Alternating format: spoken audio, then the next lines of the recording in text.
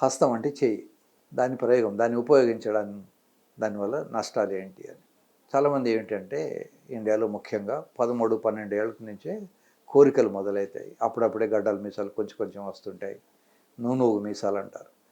వాళ్ళకు ఆ వయసులో అమ్మాయిల దగ్గరికి పోవడం కానీ, వాళ్ళతో సెక్స్ చేయడానికి కానీ సైకలాజికల్గా, ఫిజికల్గా రెడీగా ఉండరు.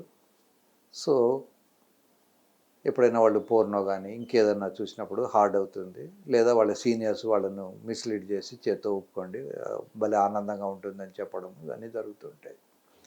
ఆల్మోస్ట్ 99.99% ఆఫ్ ది మగవాళ్ళు ఏదో ఒక టైంలో మాస్టర్బేట్ చేసుకుంటారు. ఈ మాస్టర్బేట్ చేసుకోవడం వల్ల మంచిదే, లోపల ఉన్న ఫ్లూయిడ్ బయటకు వస్తుంది.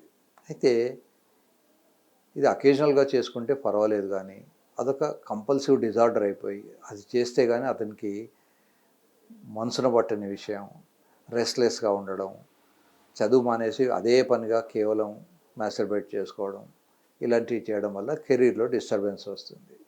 ఇట్లాంటి వాటికి మనం వద్దని చెప్తే ఇంకా ఎక్కువ చేస్తారు. కనుక చిన్నపిల్లల్లో కనుక మనం గమనిస్తే ముఖ్యంగా తల్లిదండ్రులు పిల్లలకి ఆ టైంలో ఒక ఫిక్స్డ్ ఫార్ములా చెప్పాలి. బాబు ఎవ్రీ సాటర్డే నువ్వు మాస్టర్బేట్ చేసుకో, మిగతా రోజుల్లో చేసుకోవద్దు అని. ఎందుకు చేసుకోవద్దు అని అంటే, ఒకసారి కనుక దీనికి అలవాటు పడిపోతే, యూజువల్గా పెళ్ళైన తర్వాత కూడా నాకు కొంతమంది పేషెంట్లు ఉన్నారు. సార్ నేను వైఫ్తో సంసారం చేస్తాను, కానీ మళ్ళీ వెంటనే బాత్రూంలోకి వెళ్ళి నేను ఊపుకుంటే కానీ నాకు తృప్తి రాదు అని. So it's a very artificial thing, ఇది నాట్ ఎ న్యాచురల్ థింగ్. భగవంతుడు మగవాళ్ళకి అంగాన్ని పిల్లల్ని కంటానికి కోసం ఇచ్చాడు, చేత్తో ఊపుకోవడానికి కోసం అని ఇవ్వలేదు. అయితే మనకు పార్ట్నర్ దొరకనప్పుడు, లోపల ఒక కంజెషన్, ఒక ఫీలింగ్ ఉన్నప్పుడు చేసుకోవడంలో తప్పులేదు. నేను ఒక్కోసారి సీనియర్ సిటిజన్స్ వస్తారు, సార్ భార్య చనిపోయింది, నాకు ఏదో అనీజీగా ఉంటుంది పెల్విస్లో అని. అట్లాంటి వాళ్ళు కూడా నేను చెప్తాను, బాబు వారానికి 2 సార్లు ఒకసారి మీరు మాస్టర్బేట్ చేసి లోపల ఉన్న ఫ్లూయిడ్ తీయాలి అని. ఎవరైతే రెగ్యులర్గా ఇజాక్యులేట్ చేయరో, కనీసం వారానికి 2 సార్లు తీయరో, వాళ్లకు ప్రాస్టేట్ క్యాన్సర్ వచ్చే అవకాశం ఉంటుంది. కనుక మాస్టర్బేషన్ ఒక రకంగా మంచిదే, లిమిట్స్లో చాలా మంచిది. లిమిట్ దాటిపోతే దానివల్ల దుష్ప్రభావాలు ఉంటాయి. దుష్ప్రభావాలు ఏమిటి అంటే, ఈ ఎంజాయ్మెంట్కి అలవాటైపోయి భగవంతుడు ఇచ్చిన అమ్మాయిల అందాన్ని ఆస్వాదించలేకపోవడం, వాళ్ళతో ఎంజాయ్ చేయలేకపోవడం, అవన్నీ కూడా లాస్ అయిపోతాయి. యూజువల్గా గేదెకు దూడలు చనిపోయినప్పుడు ఆ గేదె ఓనరు ఆ చనిపోయిన దూడ చర్మం లోపల కొంత గడ్డి పెట్టి ఒక బొమ్మలాగా తయారు చేసి దాన్ని గేదె ముందర పెట్టేసి పాలు పెడతాడు. 20 లీటర్లు ఇచ్చే గేదె 2-3 లీటర్లు ఇస్తుంది. 2-3 సంవత్సరాలు ఇచ్చే గేదె 2-3 నెలలు ఇచ్చేసి మానేస్తుంది. ఎందుకు అంటే దానికి స్టిమ్యులస్ లేదు, దాని నుంచి వచ్చే శబ్దం లేదు, దాన్ని తోకాడించడం, దాని కళ్ళల్లో కదలికలు ఇవేవి తల్లికి రావట్లేదు. అందుకని అది గెట్స్ ఫ్రస్ట్రేటెడ్. తల్లికి ఫ్రస్ట్రేషన్ వచ్చేసి పాలు తగ్గిపోతాయి. ఆఫ్టర్ ఆల్ గేదెకే ఇంత మెదడు ఉంటే మనుషులకు ఎంత ఉంటుంది. కనుక వాళ్ళకు యాక్చువల్గా పార్ట్నర్ నుంచి రావాల్సినటువంటి స్టిమ్యులస్ లేకుండా ఈ ఆర్టిఫిషియల్గా స్టిమ్యులస్ తయారు చేసుకొని పోర్నో చూస్తున్నాం, లేదా బొమ్మలు చూస్తున్నాం, సెల్ ఫోన్లో బొమ్మలు చూస్తున్నాం, చేత్తో ఊపుకొని, ఇట్స్ ఆల్ ఆర్టిఫిషియల్ థింగ్.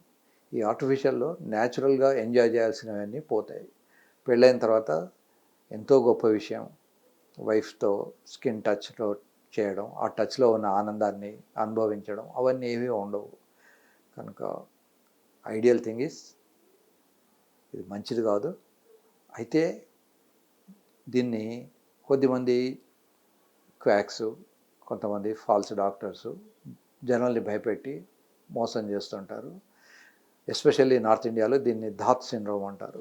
ధాతు పోయిందా, అమ్మో నీ శక్తి అంతా పోయింది అంటారు. నిజానికి శృంగారంలో పాల్గొంటే ఎట్లాంటి శక్తి పోదు. శృంగారం అనేది ఒక రకమైనటువంటి రన్నింగ్ లాంటిది. రన్నింగ్ చేస్తే ఏ వ్యక్తికైనా శక్తి వస్తుంది, కానీ శక్తి పోదు. అయితే అలసిపోతారు. సో మాస్టర్బేషన్ చేసినా అలసిపోతారు, శృంగారం చేసినా అలసిపోతారు. అలా అలసిపోవడం వల్ల కాళ్ళు చేతులు లాగడము, నిద్ర రావడం ఇవన్నీ జరగచ్చు. అంతేగాని దానివల్ల శరీరానికి ఎలాంటి నష్టము లేదు. బికాస్ మీరు అది చేత్తో ఊపినా, అమ్మాయి జననాంగాల్లో పెట్టినా, లేదా జంతువులతో చేసినా బాడీకి ఏమీ తేడా పడదు. కానీ మనసుకు చాలా తేడా పడుతుంది. ఒక రకమైన గిల్ట్ ఫీలింగ్ వస్తూ ఉంటుంది. సో శరీరంగా వైద్యపరంగా మాస్టర్బేట్ చేసుకోవడం మంచిదే, కానీ లిమిట్స్లో చేసుకోవాలి. తర్వాత దీన్ని ఏదో పోతుంది, ధాతు పోతుంది, దీన్ని ఆపుకోవాలి. లేదా నైట్ ఫాల్స్ అంటారు, రాత్రిపూట ఉన్నట్టుండి అది దాని చదే బయటికి వస్తూ ఉంటుంది. ఈ నైట్ ఫాల్ రావడము, తెలిపోతుంది అని చెప్పేసి దానికి ఏదో వైద్యం చేయడము. నా దగ్గరకు ఒక్కోసారి పేషెంట్లు వస్తారు, వాళ్ళు ఏదో నాటు మందులు వాడేసి మొత్తం అసలే రాకుండా పోయింది సార్, అసలు లేవడం కూడా లేదు. సో ఇట్లాంటివి చేయకుండా క్వాలిఫైడ్ డాక్టర్స్ని కనుక్కొని దానికి కావాల్సినటువంటి మందులు తీసుకుంటే ఈ డార్క్ సిండ్రోమ్ అనేది పెద్ద ఇష్యూ కాదు.